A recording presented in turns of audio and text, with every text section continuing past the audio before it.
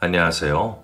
저는 이 세상에 가족이라고는 아무도 없는 30을 간 넘긴 이혼녀예요. 이혼을 하고 나서 돌아갈 가족이 없다는 건 너무나 슬픈 일이에요. 몇 달 전까지만 해도 저에게도 가족이라는 울타리가 있었는데, 힘이 들 때 서로의 버팀목이 되어준 어머니가 계셨는데, 이제는 힘들거나 슬플 때에 제게 힘이 되어줄 사람이 없다는 것이 너무 슬프네요. 어머니와 저는 너무나 각별한 사이였어요. 원래 모녀지간은 나이가 들면 친구처럼 지내게 된다는데 저희는 더 그랬어요. 일찍 아버지가 돌아가신 탓에 어머니 혼자 저를 키우셨고 가족이 저희 둘뿐이라 서로에게 힘이 되어주며 그렇게 살았어요. 어머니의 1순위는 언제나 저였고 저 역시 어머니를 저보다 먼저 생각했어요. 그래서인지 저희는 다른 모녀들보다 더 사이가 애틋할 수밖에 없었어요. 어머니는 누구 하나 도와주는 이가 없었기에 몸이 아플 때에도 약으로 버텨가며 일을 하러 다니셨어요. 그런 어머니가 안쓰러워 저는 학교가 끝나는 시간에 맞춰 아르바이트를 하려고 했지만 어머니는 원치 않으셨어요. 지금처럼 어머니 혼자 벌어서도 충분히 저 하나쯤은 키울 수 있다며 제가 어렸을 때부터 고생을 하는 것이 싫다고 하셨어요. 그런 어머니의 희생에 보답하는 길은 공부밖에 없다고 생각한 저는 죽기 살기로 공부를 했고 대학을 졸업하고 원하는 직장에 갈 수 있었어요. 친구들과 좋은 것을 보고 맛있는 것을 먹을 때면 언제나 어머니가 먼저 떠올랐고 어머니와 함께 다시 그곳을 들렸어요. 어머니가 좋아하는 모습을 보고 있으면 저 역시 기분이 좋았거든요. 저는 그렇게 하는 것이 특별하다고 생각하지 않았고 당연하다 생각했는데 주위에서는 그런 저를 두고 효녀라고 말했어요. 제 나이에는 부모들과 다니기보다는 친구들과 놀러 다니기 바쁘고 돈 벌어서 자기 꾸미기 바쁘지 어머니한테 그렇게 하는 사람은 드물다고 말씀하시면서요. 그렇게 어머니를 먼저 생각하며 지내온 저에게 어느 날 불쑥 한 남자가 찾아오게 되었어요. 그 사람은 저와 같은 직장에 다니고 있는 직장 동료로 저와는 친분이 두터웠어요. 같은 나이대의 직원이 많았던 저희는 한 달에 한두 번 같이 모여 모임도 갖고 여행도 다니곤 했어요. 손맛이 좋았던 어머니는 여행을 갈 때마다 손수 간식거리를 만들어 주셨어요. 삶은 계란이나 군고구마 이런 것들 말이에요. 그러다 한 번은 산행을 하러 간 적이 있었는데 어머니가 김밥과 귤을 준비해 주셔서 그 남자가 저희 집으로 데리러 온 적이 있었어요. 그 뒤로 그 남자는 자연스레 저를 데리러 와주었고 오고 가는 차 안에서 이런저런 이야기를 많이 나누다 보니 이 남자 참 괜찮구나 라는 생각이 들었어요. 게다가 저희 어머니에게도 애살 있게 행동하니 그 남자에게 더 끌릴 수밖에 없었어요. 그 남자 역시 저에게 마음이 있었고 저희는 연인이 되었어요. 그 남자와 만난 지 몇 개월이 지났을 때 늦은 퇴근 후 집에 돌아갔다가 쓰러진 어머니를 보고 깜짝 놀란 적이 있었어요. 저는 저를 데리고 가준 그 남자에게 급하게 전화를 걸었고 그 남자는 다시 되돌아와 저희 어머니를 들쳐업고는 병원으로 달렸어요. 다행히 어머니는 기력이 쇠해서 잠시 정신을 잃은 것이었어요. 병원에서 링기를 맞고 집으로 와 어머니를 방에다 눕혔어요. 놀란 가슴을 쓸어내리는 저를 그 남자는 안아주었고 저는 처음으로 어머니 외에 다른 사람에게 의지를 하게 되었어요. 그로부터 몇 년의 연애 끝에 그 남자는 저에게 결혼을 하자며 고백을 했고 저는 선뜻 대답할 수가 없었어요. 자상하고 친절하고 무엇보다 몇 년 동안 저 하나만을 바라보며 아껴주던 1등 신랑감인 이 남자의 고백에도 선뜻 대답을 할 수 없었던 것은 어머니 때문이었어요. 게다가 몸이 허약해 감기를 늘 달고 사시는 어머니인데 제가 결혼을 하게 되면 어찌 지내실지 걱정이 되었거든요. 제가 머뭇거리자 그 남자는 시간을 갖고 천천히 생각해도 된다며 저를 기다려주었어요. 고백을 받은 후로 제 얼굴이 어두워 보였는지 어머니께서 무슨 일이 있느냐고 물으셨어요. 저는 별일 없다고 말을 했지만 어머니는 알고 계시는 듯이 자신 걱정을 하지 말라며 평생 결혼 안 하고 자신과 같이 살 것 같으면 모를까? 아니라면 마음에 맞는 사람이 있을 때 결혼을 하라고 하셨어요. 어머니도 몇 년 동안 그 남자를 지켜보면서 마음에 드셨던 모양이에요. 가족이 둘밖에 없었는데 결혼해서 사이가 생기고 손주가 생긴다면 너무나 기쁠 것 같다고 웃으며 말씀하셨어요. 어머니의 말씀에 저는 밤새 고민에 빠졌고 다음날 그 남자에게 퇴근 후 만나자고 말을 했어요. 며칠 동안 대답이 없었던 제가 먼저 만나자고 말을 했으니 그 남자도 당연히 결혼에 대한 이야기일 것이라고 생각했었어요. 퇴근을 하고 저희는 작은 카페에 앉아 이야기를 나누었어요. 그 남자는 제가 먼저 말할 때까지 기다려주었고 저는 밤새 고민 끝에 내린 결론을 조심히 꺼냈어요. 나도 결혼하고 싶어. 그런데 내가 결혼을 하고 나면 게다가 약하신 어머니인데 혼자 사시는 게 걱정이 돼. 네 마음 알아. 결혼을 조금 미루는 내 욕심일까? 어머니 때문에? 단지 그 이유가 다라면 방법은 있어. 방법? 결혼을 하고도 어머니와 같이 살면 문제가 없는 거잖아. 그렇지. 그럼 같이 살자. 어머니와 함께. 정말? 괜찮겠어? 난 좋은데? 어머니 음식 매일 먹을 수 있을 테니. 어머님도 괜찮으실까? 우리 어머니는 걱정 마. 내가 알아서 할게. 고마워. 그 남자는 어머니 때문에 결정을 하지 못하는 저를 위해서 선뜻 먼저 어머니와 함께 살자고 제안을 했고 저는 고맙기도 하고 미안하기도 했어요. 저희는 어머니에게 이 사실을 알렸고 어머니는 고맙다고 말을 하면서도 시댁에서 괜찮아 하시겠냐고 걱정하셨어요. 그 남자는 걱정하지 말라고 자신 있게 말을 했지만 솔직히 저도 걱정이 되는 건 마찬가지였어요. 며칠 후 그 남자의 집에 인사를 드리러 가기로 한 날 저는 가슴이 콩닥콩닥거렸어요. 인사만 드리러 가는 것도 그럴 텐데 저희에겐 또 한 가지가 더 있었으니까요. 떨리는 마음으로 그 남자의 집에 들어선 저는 어머님을 보고 놀랐어요. 몸이 허약하신 저희 어머니와는 다르게 살집도 있으시고 건강하고 활력 있어 보였거든요. 저희 어머니도 이렇게 건강한 모습이었으면 좋겠다는 생각이 들 정도였어요. 저와 인사를 나누신 어머님은 식탁으로 안내를 해주었어요. 식탁에 둘러앉아 맛있게 차려놓은 음식을 먹으며 어머님과 이야기를 나누었어요. 얼굴은 처음 보지만 워낙 오랫동안 이야기를 들어서인지 몇 번 뵌 것처럼 어색하지 않았어요. 배불리 음식을 먹고 난 후 거실에 모여 차를 마시며 좀 더 이야기를 나누게 되었어요. 저는 차를 마시면서도 머릿속으로는 결혼을 하게 되면 친정어머니와 함께 살 거라고 말을 해야 하는데 언제 그 이야기를 해야 하나 계속 그 생각뿐이었어요. 그때 어머님이 결혼을 하면 신혼집은 어디에 구할 거냐고 물었고 그 남자는 이때다 싶어 결혼 후에 저희 어머니와 같이 살겠노라고 말씀드렸어요. 처음에 잘못 들었나 싶어 되물어 보시던 어머님은 그건 절대로 안 된다며 반대를 하셨고 저는 안절부절 몸둘 바를 몰랐어요. 그 남자는 저희 집 사정을 이야기하며 계속 설득을 했지만 어머님은 들으려고 하지도 않으시고 끝내나 화를 내시고 마셨어요. 자신의 아들이 대리일 사이로 들어가는 것은 죽어도 못 본다고 하셨어요.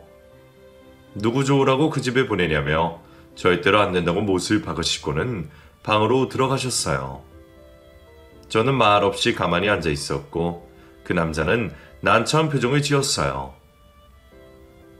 집으로 돌아오는 길에 그 남자는 처음이라 당황하셔서 그렇다라며 시간이 지나면 이해해 줄 테니 너무 걱정하지 말라고 했어요. 자신은 당연히 어머니가 허락을 하실 줄 알았는데 이렇게 반대하실 줄 몰랐다며 이럴 줄 알았으면 허락을 먼저 받고 인사를 드리러 갈 것 그랬다며 마음의 상처를 받게 해서 미안하다며 말했어요.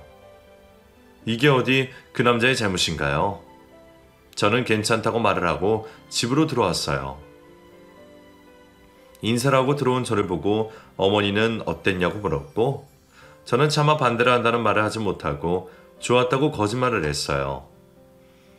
아무것도 모르시는 어머니는 다행이라며 쉽지 않았을 텐데 허락을 해주시니 너무 고마운 분이라고 말씀하셨어요.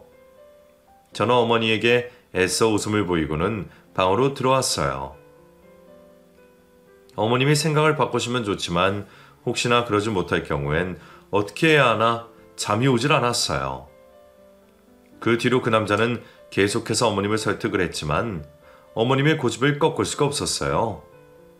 그러다 아들과의 사이가 틀어지게 되자 저희를 다시 부르셨어요. 네가 결혼을 해서 초가살이 하는 것은 여전히 반대야. 어머니, 하지만 나는 내 아들과 사이가 틀어지는 것도 싫다. 너희가 하자는 대로 하마. 고마워요. 단 한 가지 조건이 있어. 이제 결혼해서 처가살이를 하면 언제 또 분가할지 모르고 나도 내 아들 며느리와 같이 살아봐야는 하지 않겠니? 그러니 결혼하고 1년 동안은 나와 함께 살다가 처가에 들어가는 걸로 하자꾸나. 네?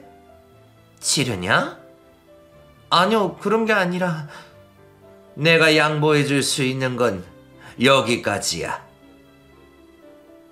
어머님의 말씀에 저희는 고민이 되었고 어머님이 양보해 주신 만큼 저희도 받아들이기로 했어요. 1년이란 시간 금방 지나갈 테니까요. 그렇게 저희는 해결하지 못한 숙제를 해결했고 결혼식을 올리게 되었어요. 하나뿐인 딸 결혼을 한다며 어머니는 이것저것 많이 챙겨주셨어요. 저 또한 결혼식 하루 전 어머니에게 그동안 모아뒀던 돈을 다 드렸어요. 어머니는 이럴 필요까지 없다며 필요할 때 쓰라고 비상금으로 넣어두라 했지만 저는 어머니 주머니 속에 넣어드렸어요. 어머니는 쓰지 않고 잘 간직하고 있을 테니 어렵고 힘든 일이 있으면 말을 하라고 하셨어요. 결혼을 하고 난 후 저희는 시가로 들어갔고 저는 직장생활과 집안일을 하느라 정신없는 하루하루를 보냈어요. 지금까지 아무 일도 하지 않고 집안일만 하시던 시어머니는 제가 들어오자마자 살림에서 손을 떼셨어요. 집에 있으시면서도 집안일은 거의 하지 않으셨어요. 주말은 그렇다 치더라도 평일에는 퇴근을 하고 늦게 들어오는 것을 뻔히 아시면서도 아무것도 하지 않으시는 시어머니에게 서운한 마음이 생기기 시작했고 허약한 몸으로도 자식에게 짐이 되기 싫어 일을 하시는 친정어머니와 비교가 되기 시작했어요. 연세도 친정어머니보다 적으시고 건강하신데 아무 일도 하지 않고 아들에게 매달 용돈을 받으시는 것도 모자라 본인이 필요한 것까지 다 손에 벌리셨어요. 회사에 있는 저에게 이것이 필요하다 저것이 필요하다 메시지를 보내시고 퇴근하는 길에 마트에 들러 장을 봐오라는 식이었어요. 이런 것들이 가끔 가다가 한두 번이면 상관이 없는데 하루가 멀다 하고 이러시니 저는 시어머니가 이해가 되지 않았어요. 게다가 남편은 저와 결혼하기 전부터 시어머니 때문에 생긴 빚을 갚고 있었거든요. 남편의 말로는 이런 일 때문에 많이 힘들었다고 했어요. 다 갚았다 싶으면 또다시 사고를 치는 어머니 때문에 빚 갚는 것이 끝이 나질 않는다면서요. 남편도 처음 한두 번 해주다 이제는 절대로 해주지 말아야겠다고 다짐을 했다가도 남편 없이 아들 하나만 바라보고 사신 분이라 매몰차게 거절을 하지 못했다고 했어요.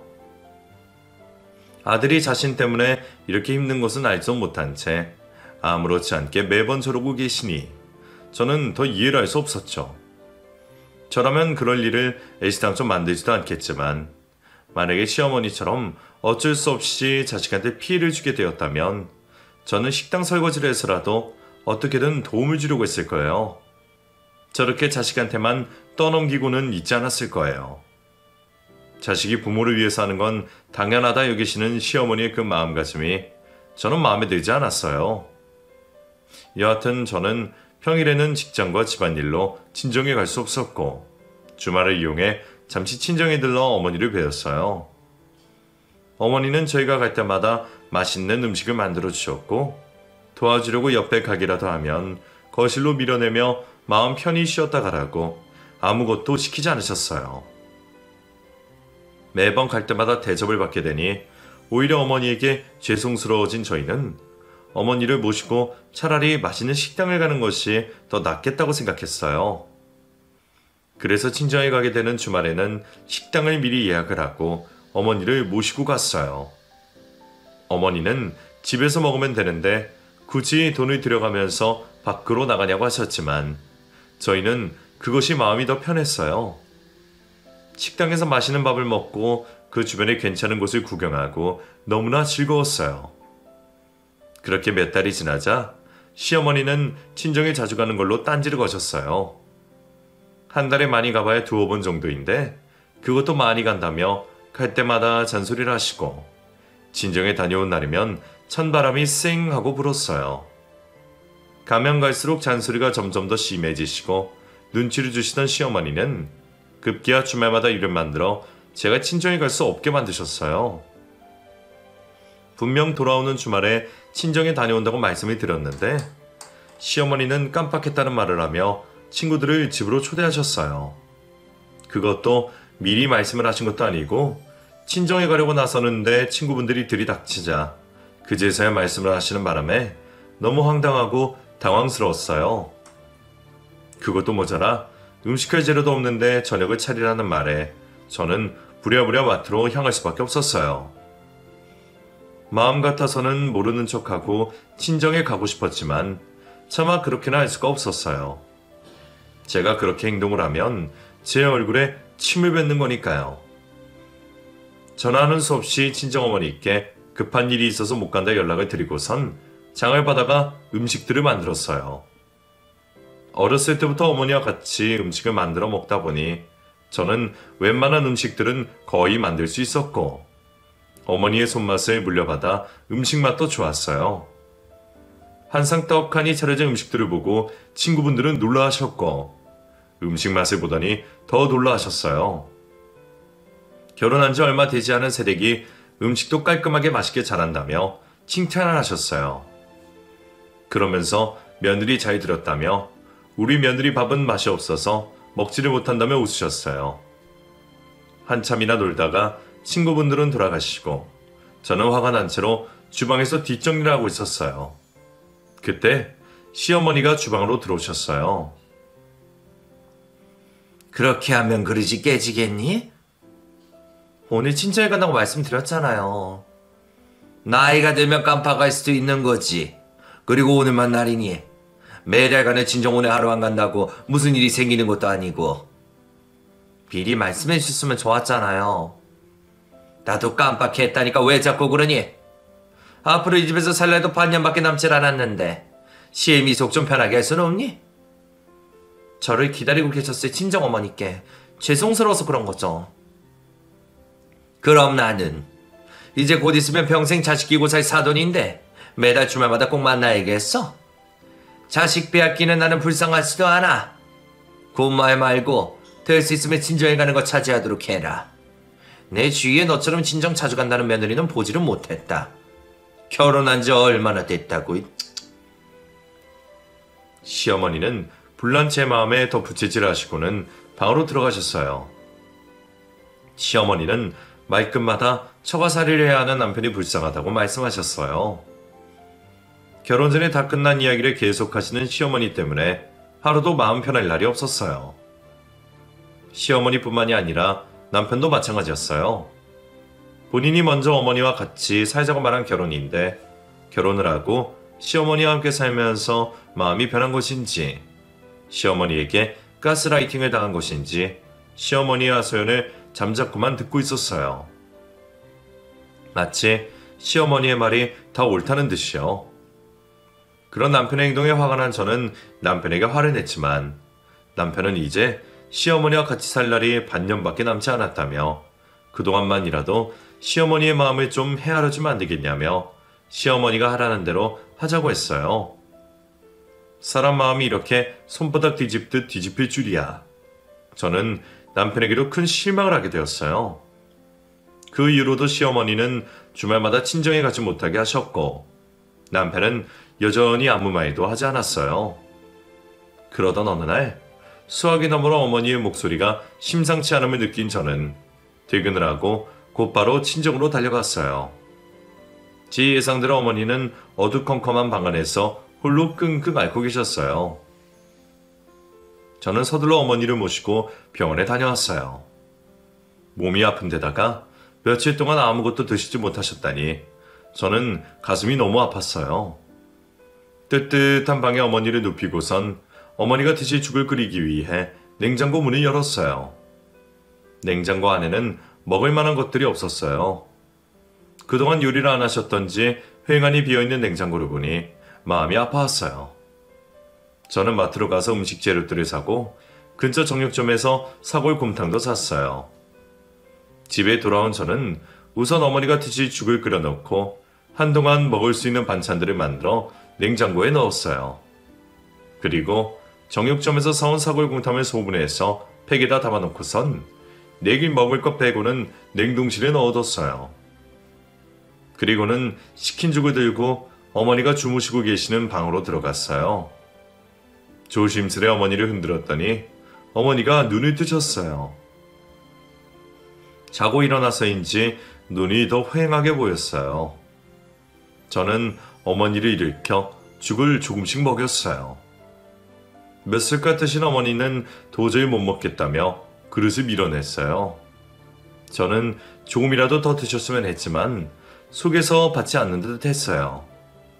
저는 병원에서 받아온 약을 어머니 입에 넣어드리고선 다시 자리에 눕혔어요.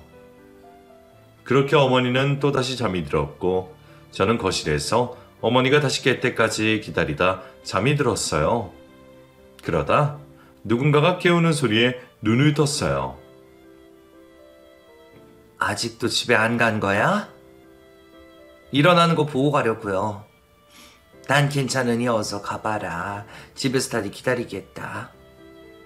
네, 걱정 말고 어머니 건강부터 챙겨요. 이렇게 아플 때까지 병원에도 안 가고 왜 이렇게 계세요? 아니면 나한테 전화라도 하든지. 집에 먹을 건 하나도 없고 이렇게 지낼까봐 내가 결혼을 안 하려 했는데. 죽을 병 걸린 것도 아닌데 뭘 그렇게까지 이야기하니? 이제 금방 일어날 거야. 그러니 어서 돌아가 봐. 조금만 더 있다가. 곧 어둑어둑해질 거야. 어서. 알겠어요. 냉장고에 반찬 넣어뒀으니 입맛 없더라도 꼭 챙겨 먹어요. 곰국도 냉동실에 소분해서 넣어뒀으니 하나씩 꺼내서 데워 먹고요. 알았어. 내가 다 알아서 할 테니 넌 이제 그만 일어나. 어서. 알겠어요. 무슨 일이 있으면 바로 연락해야 해요. 알았대도. 어머니는 제 옷과 가방을 챙겨서는 어서 가라고 등을 미셨어요. 저는 떨어지지 않은 발걸음을 겨우 떼었고 집으로 가는 길이 너무 힘이 들었어요. 버스 정류장까지 도착한 저는 아픈 어머니를 두고 가는 것이 안 될 것 같아 친정에서 하룻밤 자고 간다고 전화를 드렸고 제 전화를 받은 시어머니는 감기 하나 걸린 것 가지고 무슨 큰일이라도 난 것처럼 그러냐고 약 먹고 푹 자면 낫는 병이니 잔말하지 말고 집으로 당장 오라고 하시며 전화를 끊으셨어요. 시어머니의 말에 서운함을 느꼈던 저는 버스 정류장에 잠시 앉았어요. 그리고는 남편에게 집에 못 들어가겠다는 메시지를 남기고서는 다시 친정집으로 발길을 옮겼어요.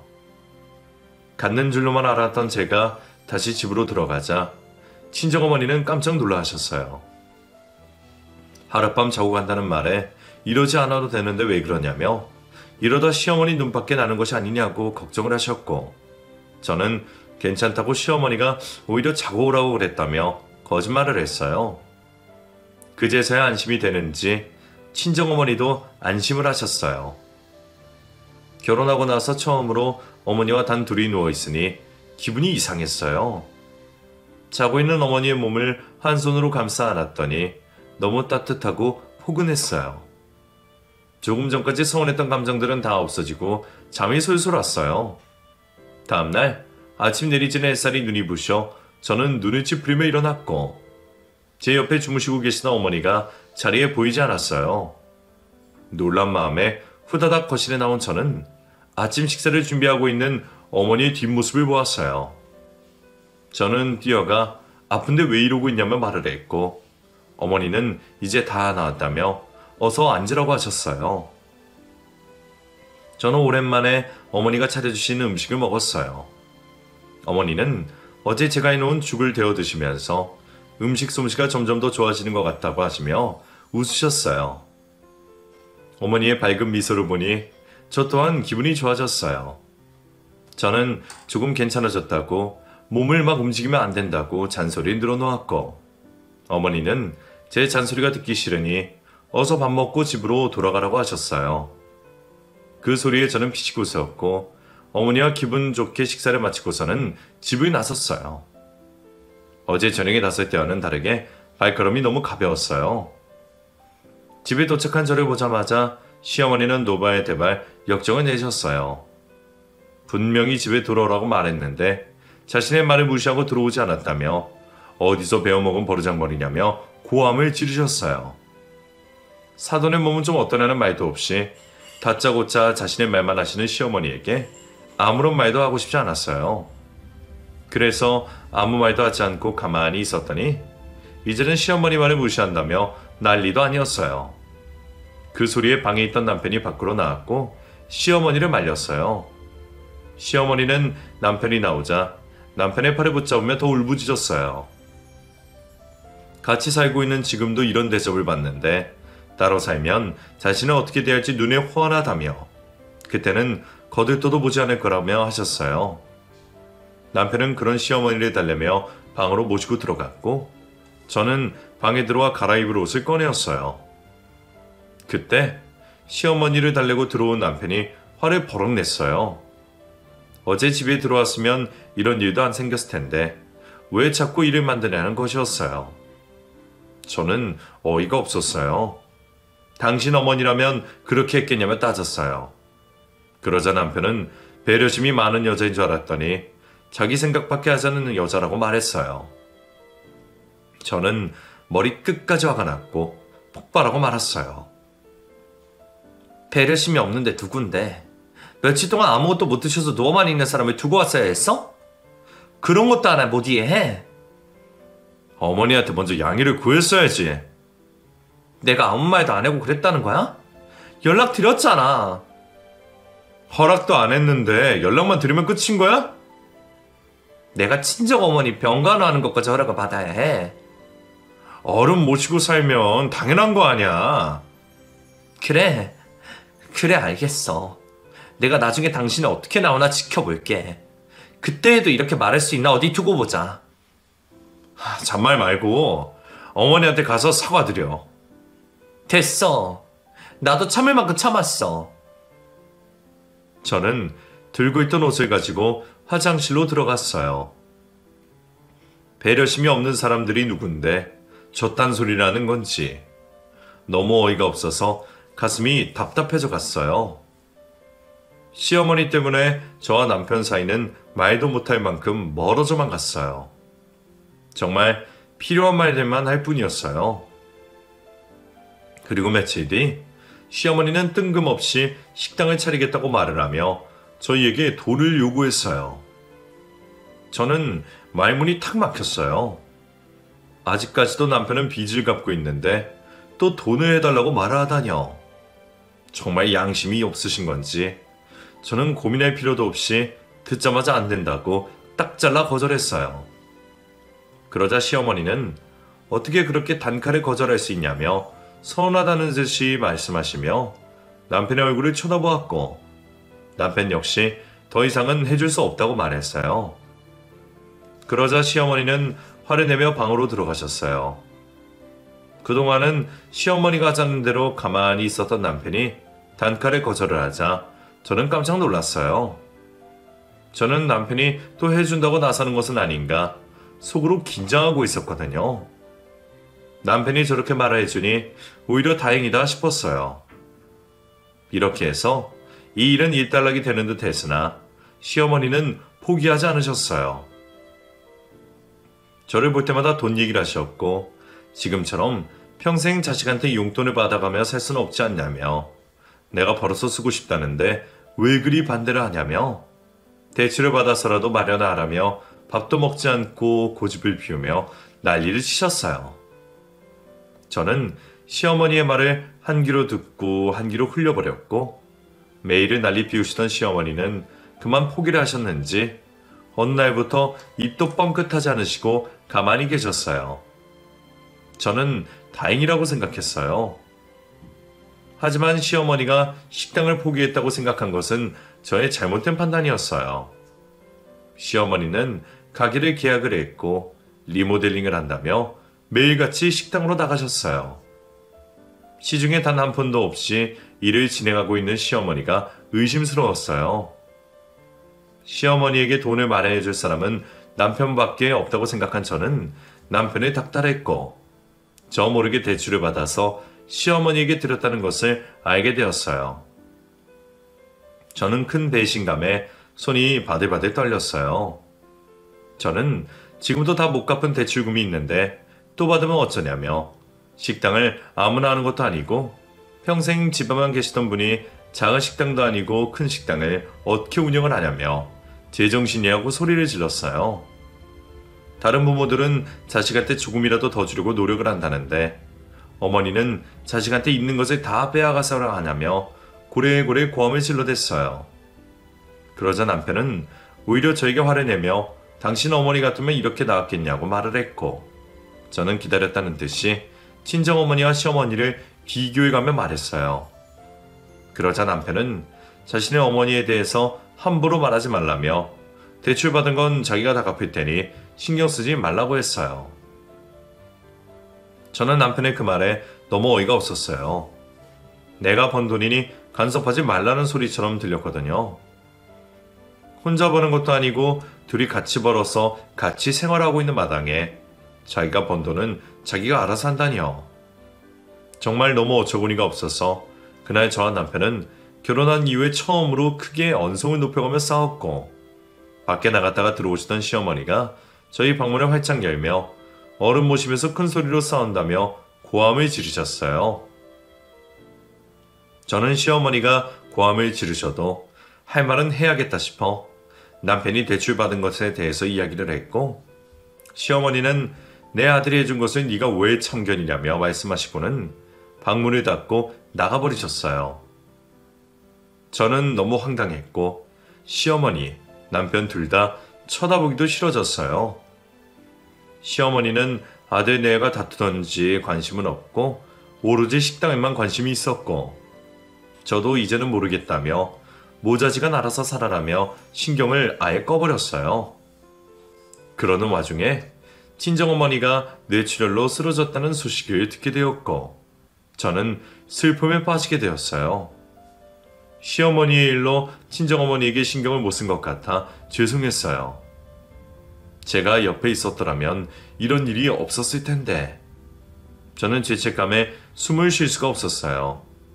게다가 마음이 너무 힘이 드는데 시어머니는 병원비가 많이 나올 텐데 보험은 들어놨냐며 돈 걱정부터 하셨어요. 저는 그런 시어머니에게 오만정이 다 떨어졌어요. 한동안 저는 눈을 뜨지 못한 채 누워있는 어머니를 병간호하느라 저는 정신이 없었고 시어머니는 가게 오픈 때문에 정신이 없었어요. 그리고 며칠 뒤 어머니는 결국 뇌사 판정을 받게 되었고 저는 다시 깨어나기는 힘들다는 것을 알고 있었지만 한 줄기 희망을 갖고 매일 병원을 지켰어요.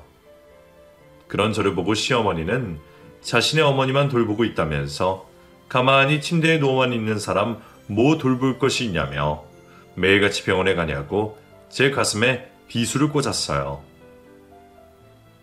화가 난 저는 어머니가 깨어나시기 전까지는 집에도 들어오지 않겠다며 짐가방을 싸들고는 집을 나왔어요. 그렇게 며칠이 지나자 어머니가 병원에 누워 계셔도 관심이 없었던 시어머니가 병원으로 찾아와 버럭 화를 냈어요. 이미 죽은 사람 보내고 보험금이나 타라. 지금 그게 무슨 말씀이세요? 자가 호흡도 못하는 사람이 살아있는 사람이냐? 지금 말씀 다 하셨어요? 내가 틀린 말 했는 것도 아니잖니. 그런 말 하실 거면 돌아가세요. 언제부터 저희 어머니한테 관심이 있으셨다고. 죽은 사람 말고 산 사람을 위해서 살아야지.